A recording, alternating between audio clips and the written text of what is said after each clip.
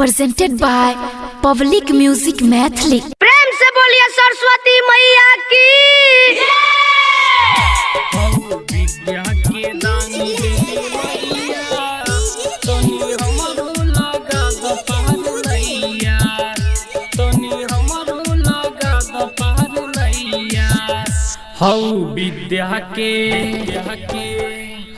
विद्या के दानी देवी मैया तनी हमरो लगा दो पहाड़ नैया। विद्या के दानी देवी मैया तनी हमरो लगा दो पहाड़ नैया।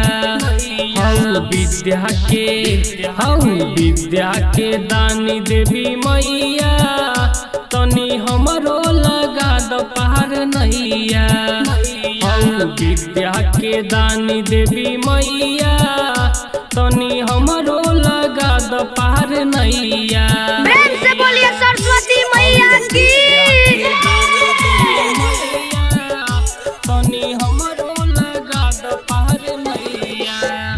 तोहर करिले पूजन है गाइले भजन, तोहर करिले पूजन है गाइले भजन। एगो तू ही तो बारू सुर सजैया तनी हमरो लगा दो पहाड़ नैया। विद्या के दानी देवी मैया तनी हमरो लगा दो पहाड़ नैया।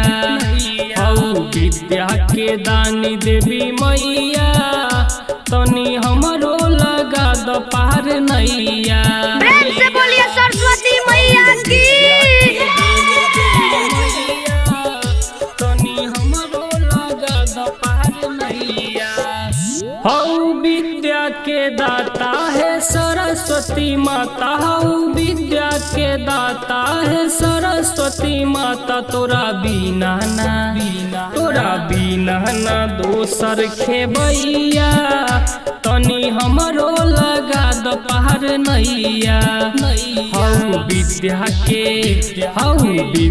के दानी देवी मैया तनी हमरो लगा दो पहाड़ नैया।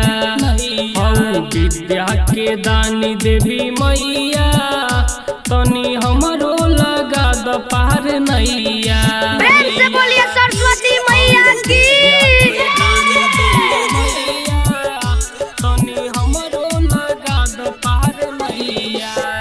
सुनो बेटा के पुकार कदो एगो उपकार, सुनो बेटा के पुकार कदो एगो उपकार। गोविंद आइल बा द्वार तोरे मैया तनी हमरो लगा दो पहाड़ नैया। विद्या के दानी देवी मैया तनी हमरो लगा दो पहाड़ नैया।